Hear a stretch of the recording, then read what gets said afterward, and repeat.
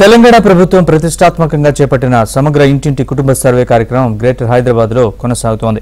మొత్తం 150 డివిజన్లలో 28 లక్షలకు పైగా ఇళ్లపై సర్వే చేపడుతున్నారు. ఎల్లుండి నుంచి డోర్ టు డోర్ సర్వే జరగనుంది. గ్రేటర్లో కులగణన సర్వేకు సంబంధించి మరింత సమాచారాన్ని మా ప్రతినిధి నుమాన్ అందిస్తారు.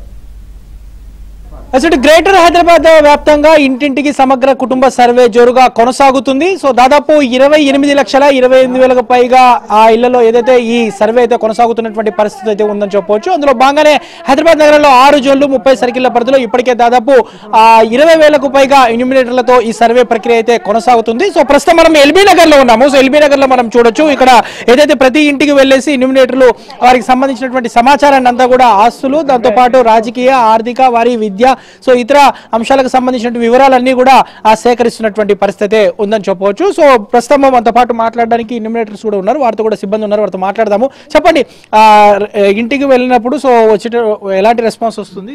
మంచి రెస్పాన్స్ ఇస్తారు సార్. ఏంటంటే ఇప్పుడు వీళ్ళకు మనకు గ్యాస్ సబ్సిడీ, ఇంకోటి ఏంది 500కే గ్యాస్ వస్తుంది, మళ్ళీ ఇంకోటి బస్ సౌకర్యం ఫ్రీ ఉన్నది మహిళలకు, ఇంకోటి మనకి పిల్లలకు ఇట్లా మొన్న జాబులు ఇట్లా మంచిగా వేయడం జరిగింది.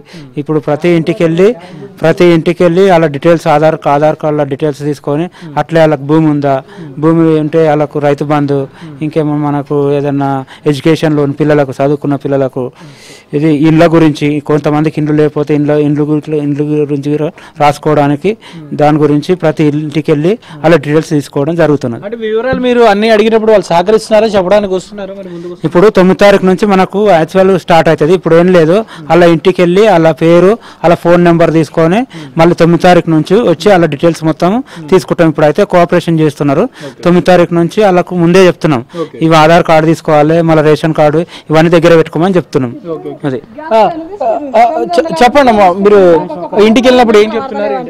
ఇప్పుడు వాళ్ళ ఇంటికి వెళ్ళి ఇప్పుడైతే only head of the family name ఒకటి రాసుకుంటున్నామండి. తర్వాత వాళ్ళ అడ్రస్, ఒకవేళ డోర్ లాక్ ఉంటే మేము డోర్ లాక్ అని చెప్పేసి వెళ్తున్నాం. మళ్ళీ వచ్చి వాళ్ళకి తీసుకుంటాము.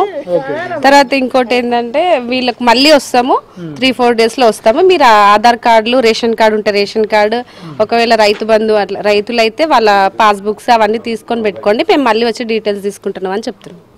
రెగ్యులర్ గా మీరు ఎన్ని ఇళ్లకు వెళ్తున్నారు, స్టిక్కర్స్ అంటిస్తున్నారు? అంటే మాకు టార్గెట్ ఇచ్చారు సార్, అదేంటంటే 150 to 175 ఒక్క ఎన్యూమరేటర్ చేయాల్సిందే. మొత్తం మీతో పాటు ఎంతమంది ఉంటారు? 20 మెంబర్స్ కలిపి ఒక సూపర్వైజర్ ఉంటారు, సార్ సూపర్వైజర్. ఏమేమి అంటే వివరాలు అడిగేటప్పుడు మరి వాళ్ళు కోఆపరేట్ చేస్తున్నారు, మీకు చెప్తున్నారు సమాచారం? చెప్తున్నారు, ఎవరో ఒక్కరు అట్లా చెప్పట్లేదు. కొంతమంది ఓనర్స్ టెనెంట్స్ అవసరం లేదు, మాదే రాసుకోండి అని అట్లాంటి ఇష్యూస్ ఉన్నాయి, కానీ మాక్సిమం మాకు సపోర్ట్ చేస్తున్నారు, చెప్తున్నారు. ఏ టైం నుంచి ఏ టైం వరకు తిరుగుతున్నారు? అంటే ఆఫ్టర్నూన్ టైంలో ఎవరు ఉండరు కాబట్టి మేము మార్నింగ్ వెళ్తున్నాము, 8కి అట్లా స్టార్ట్ చేస్తున్నాము. 8 to 11 వరకు వాళ్ళు ఇళ్లలో ఉంటారు చెప్తున్నారు. మళ్ళీ ఈవినింగ్ వెళ్తున్నాం, ఎందుకంటే ఆ టైంలో అందరు ఆఫీస్ నుంచి వస్తారు కాబట్టి ఆఫ్టర్ 4 తర్వాత అందరు అవైలబుల్ లో ఉంటున్నారు. ఖాళీ చేసిన ఇల్లు కానీ వెకేట్ చేసినవి ఉంటే మరి అట్లాంటి వాటికి ఎట్లా మరి? ఇంకా అది ఏం చేయలేదు, ఎంటీ పెట్టేసుకొని వెళ్తున్నాం. ఉన్న వాళ్ళు డోర్ లాక్కుండి వాళ్ళు ఎవరైనా ఆఫీస్కి వెళ్ళిరంటే వాళ్ళ ఓనర్ దగ్గర డీటెయిల్స్ తీసుకొని మళ్ళీ వస్తామని చెప్పేసి వస్తున్నాం. రెస్పాన్స్ ఎలా వస్తుంది? బాగుంది సార్, అందరూ మంచిగా రెస్పాన్స్ అవుతున్నారు, మళ్ళీ రమ్మని చెప్తున్నారు, వాళ్ళే చెప్తున్నారు. కొన్ని దగ్గర అయితే వాళ్ళే వచ్చి రాయించుకొని కూడా వెళ్తున్నారు. మొత్తానికైతే ఇటు హైదరాబాద్ నగర వ్యాప్తంగా కూడా సమగ్ర ఇంటింటి కుటుంబ సర్వే కార్యక్రమం మీద జోరుగా కొనసాగుతున్నటువంటి పరిస్థితి మనకు కనిపిస్తుంది చెప్పచ్చు. వీడియో జర్నలిస్ట్ శ్యామ్తో నుమాని.